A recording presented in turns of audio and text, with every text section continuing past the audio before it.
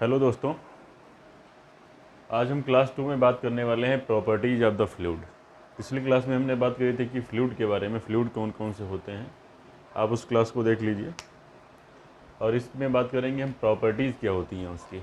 ठीक है, तो प्रॉपर्टीज़ में सबसे पहले हम बात करते हैं नंबर 1 डेंसिटी। डेंसिटी हो गया।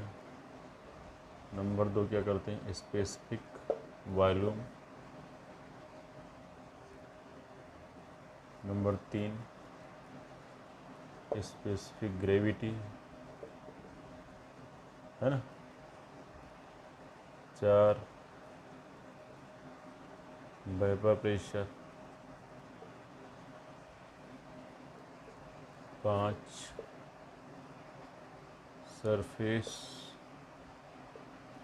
Surface tension. और क्या क्या होता है, vapour pressure, surface tension, viscosity. इसी में काइनामेटिक होता है, काइनामेटिक विस्कोसिटी। ठीक है, हमें आगे आएंगे जैसे जैसे इस पर बात करेंगे। ये सारी किसी भी फ्लूइड की प्रॉपर्टीज़ होती हैं। ठीक है, इसमें कुछ बेसिक चीज़ें समझ लेते हैं क्योंकि इसमें क्वेश्चन इससे आते रहते हैं। तो हम जान लेते हैं कि इसमें कुछ बेसिक डिफरेंस जान लेते हैं, कुछ यूनिट के बारे में इनकी जान लेते हैं और क्या क्या है। तो हम इसको मिला करके डेंसिटी से बात कर शुरू करते हैं। सभी लोगों ने डेंसिटी के बारे में पढ़ा होगा। डेंसिटी क्या होती है, इसको रो से रिप्रेजेंट करते हैं। M/V फार्मूला पढ़ा होगा। तो इसका मतलब होगा मास पर यूनिट वॉल्यूम। इसका मतलब सीधा मतलब यही है, पर यूनिट वॉल्यूम में कितना मास है। ठीक है, तो इसकी यूनिट क्या है हमारी। मास को किस में नापते हो, केजी में नापते हो। वॉल्यूम को किस में नापते हो, मीटर क्यूब में। ठीक है, तो इसकी यूनिट हो जाएगी। अगर यूनिट चेंज करनी है, उसको बदलना है, केजी को ग्राम में, लीटर में, क्या करना है। एक मीटर क्यूब जो होता है वो 1000 लीटर के बराबर होता है। ये अपना रिलेशन याद रखना, कहीं चेंज करने के लिए आ जाए तो आ जाए। ठीक है, साथ साथ में और थोड़ा ये भी आप ध्यान रखिए, बहुत ही मालूम होगा आप लोगों को, जहाँ तक नहीं पता है तो मास और वेट में क्या अंतर होता है। जब हम ग्रेविटी के इफेक्ट में आ जाता है तो वही चीज़ वो क्या बनती है, वेट बन जाती है। तो मास को जब हम जी से मल्टीप्लाई कर देते हैं, ग्रेविटेशन फोर्स से, तो वही वेट हो जाता है। तो हम आगे पॉइंट पे दूसरे नंबर पे बात करने वाले हैं स्पेसिफिक वॉल्यूम की। स्पेसिफिक वॉल्यूम इसके बाद तुरंत हम इसलिए ले लिया है क्योंकि ये क्या होता है, V/m होता है। जस्ट इसका अपोजिट होता है डेंसिटी का। इसमें मास पर यूनिट वॉल्यूम। ठीक है, इसमें क्या वॉल्यूम कितना है, अगर यूनिट मास लिया जा रहा है तो उसका वॉल्यूम कितना होगा, इसका मतलब ये है। तो इसकी यूनिट क्या हो जाएगी तुम्हारी, वी को किस में, मीटर क्यूब में नापोगे, इसको केजी में नापोगे। जस्ट अपोजिट है ना। या स्पेसिफिक वॉल्यूम को क्या कह सकते हो, रो इनवर्स भी बोल सकते हो। जस्ट डेंसिटी का उल्टा है। ठीक है, तो ये दो चीज़ें हो गई।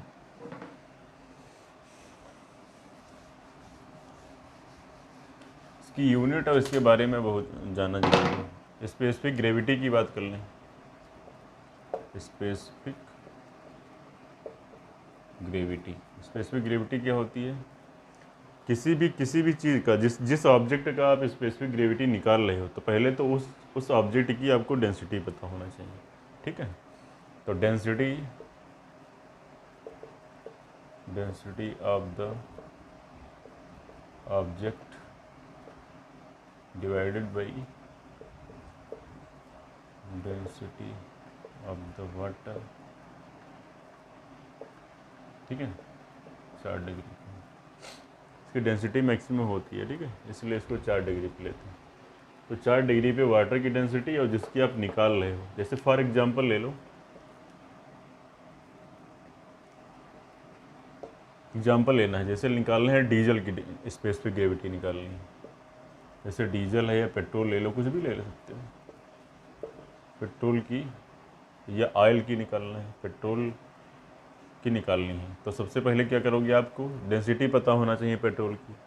तो डेंसिटी ऑफ द पेट्रोल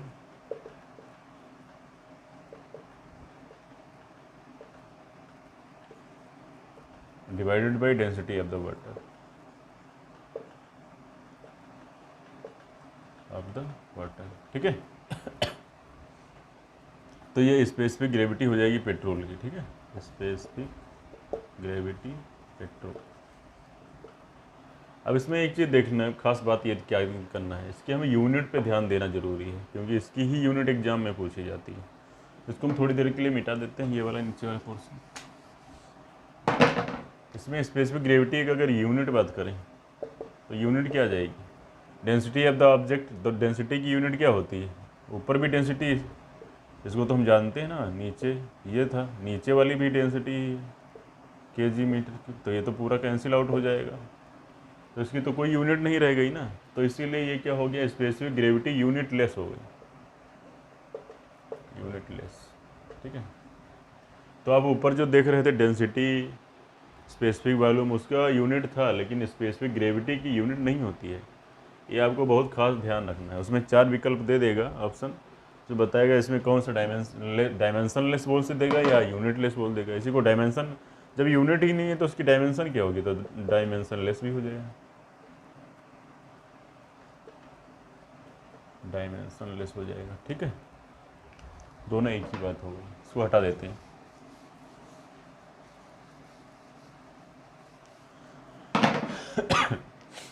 अगला पॉइंट आ जाए, वेपर प्रेशर।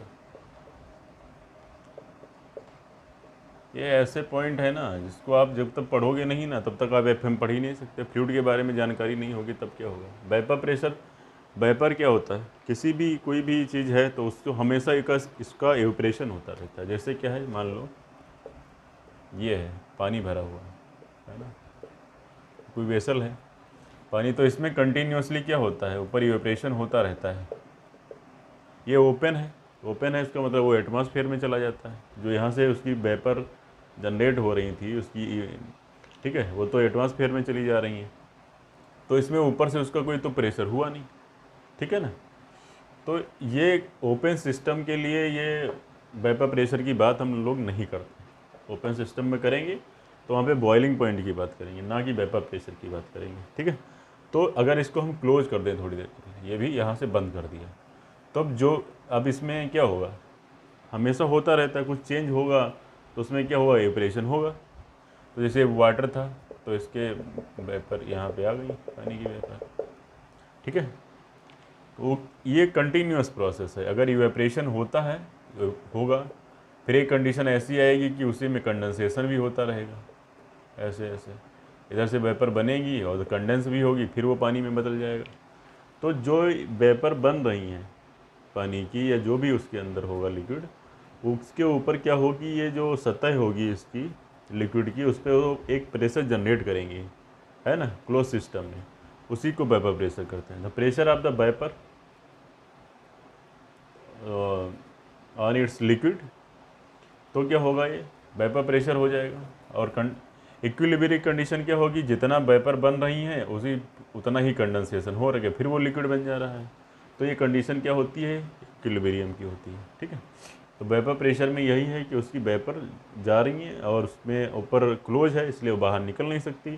तो उसी जो लेयर है लिक्विड की सबसे ऊपर की, वही क्या होगा, उसी पे प्रेशर डालेंगी, इसी को हम वेपर प्रेशर कहेंगे। इसको हम हमेशा क्या है, P0 से डिनोट करते हैं।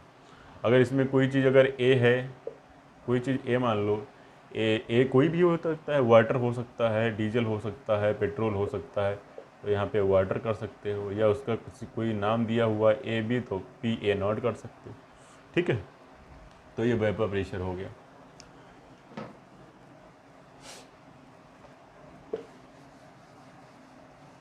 अब ये सोच रहे हो कि आप इसमें क्लोज सिस्टम में अगर ये कह रहे हो कि खुले में है, तो यहाँ से कोई चीज़ जा रही है, ये ऑपरेशन हो रहा है, बाहर को चला जा रहा है, क्लोज सिस्टम में कैसे होगा।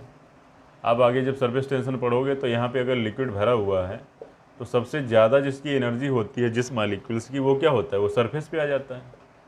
आता है या नहीं आता है। अब वो बाहर से ऐसा नहीं है, इसको ये नहीं बताया गया कि हीट बाहर से नहीं जा रही है, इसमें बाहर से हीट जाती रहती है, कुछ ना कुछ चेंजेज होते रहते हैं, एटमॉस्फेयर में भी चेंजेज होते रहते हैं, तो उसका तो असर पड़ेगा ना। तो ज़्यादा एनर्जी वाले मालिक्यूल्स ऊपर जाते रहेंगे और बाकी जिसकी कम एनर्जी रहेगी नीचे है, तो ये ज़्यादा एनर्जी वाले ऊपर जाएंगे, यही क्या होगा, इवेपोरेट भी होते रहेंगे, ठीक है। फिर यही क्या होगी, वो उस पर सतह पर क्या है, एक प्रेशर जनरेट करेंगे, इसी को हम वेपर प्रेशर कहेंगे। ठीक है,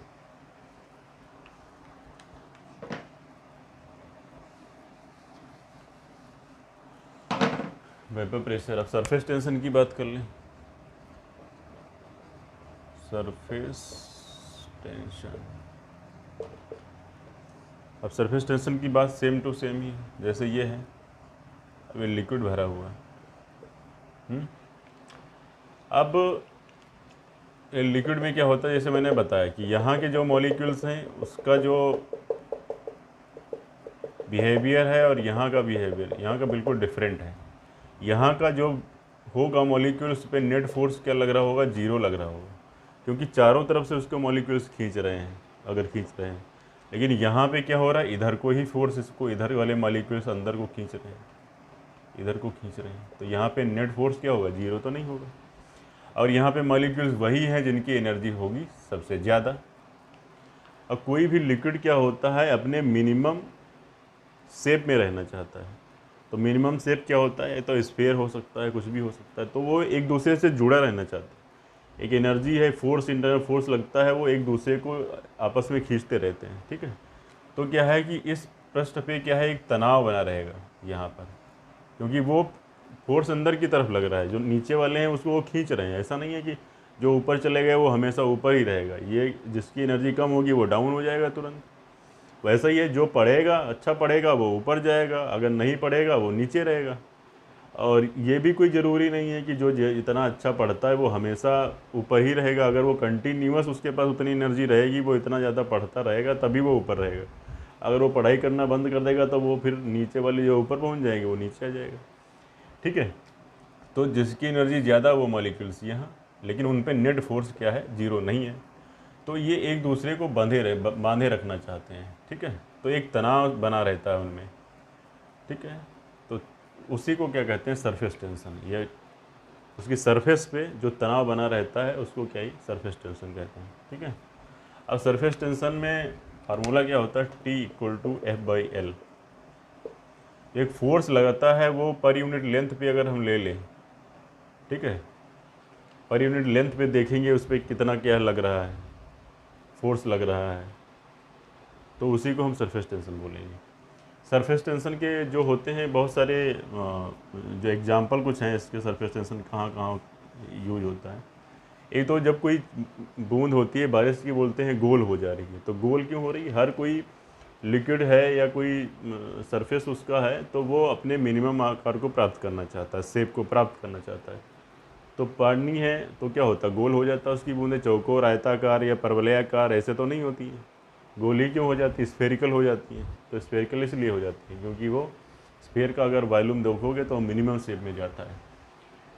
ठीक है, तो सरफेस टेंशन के कारण है बूंदें गोल हो जाती हैं। दूसरा सरफेस टेंशन का कारण क्या है, सरफेस टेंशन जब भी हम कपड़े साफ़ करते हैं, है ना, कपड़े साफ़ करते हैं तो पानी की कठोरता की पड़ती है ना, हार्डनेस, जब उसको जब साबुन मिलाया जाता है तो क्या हो जाता है, वो सॉफ्ट हो जाता है। जो अगर हार्ड वाटर है तो सॉफ्ट का मतलब यही हो जाता है कि उसका सरफेस टेंशन भी कम हो जाता है। जब हम सोप मिलाते हैं उसमें मिलाएंगे पानी में तो क्या करेगा, उसकी हार्डनेस को कम कर देगा और सरफेस टेंशन को कम कर देगा। तो सरफेस टेंशन कम करने का मतलब है मॉलिक्यूल्स के बीच में इंटरमॉलिक्यूलर फोर्सेस जो लग रहे थे वो अब कम लगेंगे, क्योंकि उसमें वो जो सरफेस टेंशन है वो कम हो गया। तो कम हो गया तो जाहिर सी बात है जो कपड़े आप साफ़ कर रहे हैं तो उसमें आसानी से पानी चला जाएगा उसके अंदर, वो उसके मैल को साफ़ करके बाहर ले आएगा। ठीक है, एक सरफेस टेंशन का वो कारण है। दूसरा कभी कभी कहते हैं कि गंदा पानी है, वहाँ पे अगर मच्छर वच्छर जन्म देते रहते हैं लार्वा अपने, तो वहाँ पे कह रहे हैं तेल का छिड़काव कर दिया जाता है। तेल का छिड़काव करने से क्या है, वहाँ पे मच्छर पैदा नहीं होते हैं। तो क्या हो जाता है उसमें ये हो जाता है कि जो तेल है ना वो पानी पे पड़ते ही क्या है, उसके सरफेस टेंशन को चेंज कर देता है। सरफेस टेंशन को चेंज करने का मतलब उसको कम कर देता है। और जैसे ही पानी के ऊपर तेल छिड़का गया, उसके ऊपरी जो लेयर है उसको उसने सरफेस टेंशन को जैसे ही कम करेगा, वैसे ही क्या है, मच्छर जो उसके ऊपर अपने अंडे रखे हुए थे उसने रखता था, वो क्या होगा, सरफेस टेंशन की वजह से, कम होने की वजह से डूब जाएंगे उसी में। तो फिर वो जो अंडे होंगे वो आगे अपनी पीढ़ी को बढ़ा ही नहीं पाएंगे। तो इसकी वजह से ऐसा हो जाता है। तो सरफेस टेंशन का बहुत बड़ा रोल है, तो ये आप खास करके याद रखिए। तो इतने पे छोड़ते हैं, आगे वाली पार्टी पे चलते हैं। ठीक है। हम विस्कोसिटी की बात करते हैं। जैसे हम सॉलिड की बात करते हैं तो उसमें फ्रिक्शन आता है, एक लेयर दूसरी लेयर पे क्या करती है, फ्रिक्शन क्रिएट करती है ना। जैसे हम ये कर रहे हैं तो ये क्या हो रहा है, फ्रिक्शन क्रिएट हो रहा है कि नहीं हो रहा है। लेकिन लिक्विड के केस में क्या होगा, जैसे एक लेयर ये जा रही है पानी की, एक ये जा रही है, ऐसे ऐसे ऐसे ऐसे बह रही है ना, ऐसे ऐसे पानी बह रहा है, तो एक लेयर दूसरी लेयर पे क्या करेगी, रोकने की कोशिश करेगी, एक उसको आगे खींचने की कोशिश करेगी, है कि नहीं। वो कहेगी ये आगे क्यों नहीं आ रही, ये कहे आगे क्यों जा रही है, दोनों चीज़ें लगी। रिलेटिव मोशन में ये चीज़ें होती हैं, ठीक है। तो विस्कोसिटी वही है कि जो एक, अगर लिक्विड के केस में देखोगे उसमें फ्रिक्शन बोलते हैं, इसमें विस्कोसिटी है जब एक लेयर दूसरी लेयर पे क्या करेगी, रेजिस्टेंस क्रिएट करेगी, है ना, प्रतिबाधा के रूप में उसको आगे बढ़ने ही नहीं देगी, उसको रोकने का प्रयास करेगी। तो ये क्या है, ये विस्कोसिटी कहलाता है। और ये जो फोर्स लगता है एक लेयर पे दूसरे लेयर को रोकने के लिए, उसको क्या कहते हैं, विस्कस फोर्स बोलते हैं, ठीक है। जैसे उसी पे न्यूटन ने नियम बनाया था, न्यूटन्स लॉ ऑफ विस्कोसिटी। अगर आपने उसको देखना है तो आप पिछले वीडियो में देख सकते हैं। तो विस्कोसिटी ये लेयर के बीच में लिक्विड में लगती है, ठीक है। इसका बहुत सारा रोल है, इसको म्यू से रिप्रेजेंट करते हैं। और आइडियल फ्लूइड के लिए क्या होती है ये आपको बताना है, पिछली बार बताया गया है क्लास में। आइडियल फ्लूइड के लिए क्या होगा, 0 होगा, ठीक है। तो ये विस्कोसिटी, ये सारी इसकी प्रॉपर्टी है, ये बहुत जानना ज़रूरी है, इसके बगैर आप आगे की क्लास नहीं कर सकते। तो इसमें जो क्वेश्चन आ सकते हैं उनकी हम बात करें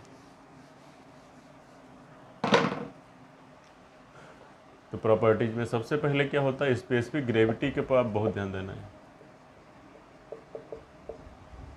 स्पेसिफिक ग्रेविटी का जो बताया गया है वो फार्मूला आपको बहुत ज़्यादा पता ही होना चाहिए, ठीक है। ऑब्जेक्ट बटे रो वाटर, ये पता होना चाहिए। इसकी यूनिट वो पूछता है बहुत ज़्यादा, यूनिट क्या होगी, तो क्या होगा, ये यूनिट लेस, क्योंकि दोनों डेंसिटी है, कट जाएगा, कुछ नहीं आएगा, यूनिट लेस, या इसको डायमेंशन लेस। डायमेंशन लेस की कोई बीमा नहीं होगी, जब यूनिट नहीं है तो उसकी बीमा भी नहीं होगी। सरफेस टेंशन से जो क्वेश्चन आते हैं,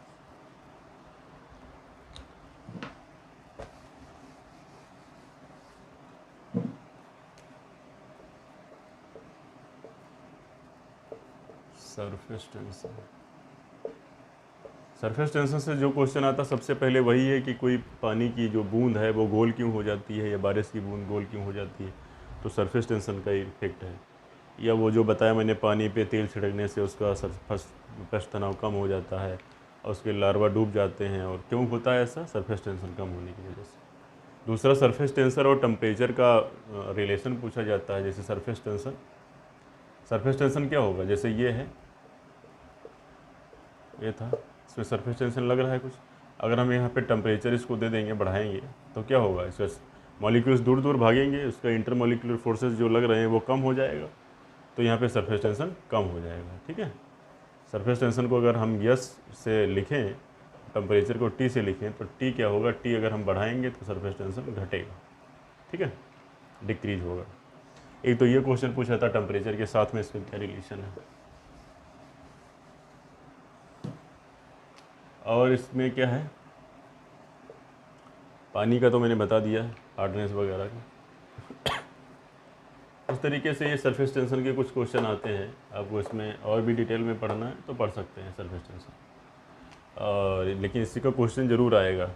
इसमें एक चीज़ और ख़ास छूटी जा रही है, उसमें कि जैसे कि अगर ये पानी है, ठीक है, और इधर भी पानी है, दोनों तरफ पानी है, ठीक है, सेम मॉलिक्यूल्स है, तो सेम मॉलिक्यूल्स, ये भी वाटर है, ये भी वाटर है, तो इसमें अगर बीच में मान लिया कि कुछ बैरियर लगा देते हैं, या इसके संपर्क में आ जाता है, छोटी बूंद बड़ी बूंद के संपर्क में आती है, ये छोटी बूंद है, बड़ी बूंद के संपर्क में आएगी, तो पानी जो है पानी से मिल रहा है, तो उसमें ऐसी कंडीशन में क्या लगेगा, अगर सेम मॉलिक्यूल्स हैं तो कोहेसिव फोर्स। अगर ये वाटर है और इसको कांच के साथ में, ये कांच है, एक तरफ वाटर है और एक तरफ क्या है, ग्लास है, अब दोनों के बीच में जो फोर्स लगेगा इसको कहते हैं एडहेसिव फोर्स। एडहेसिव फोर्स, तो ये डिफरेंट मॉलिक्यूल्स होंगे, डिफरेंट मॉलिक्यूल्स। तो डिफरेंट मॉलिक्यूल्स के बीच में लगने वाला फोर्स को एडहेसिव फोर्स, और सेम मॉलिक्यूल्स जो होंगे एक ही तरह के अणु होंगे तो उसमें जो लगेगा कोहेसिव फोर्स लगेगा। ठीक है, एक को संसर्जक और एक को आसंजक बोलते हैं। तो यहीं पर बात ख़त्म करते हैं। ये क्वेश्चन आपको सरफेस टेंशन, विस्कोसिटी या आइडियल फ्लूइड से जुड़े हुए क्वेश्चन यही सब पूछे जाएंगे। ठीक है, और ये कुछ पूरा हो जाएगा उसके बाद में क्वेश्चन अलग से करवाएंगे कि कौन कौन से क्वेश्चन होंगे। ठीक है, आज के लिए ही इतना ही।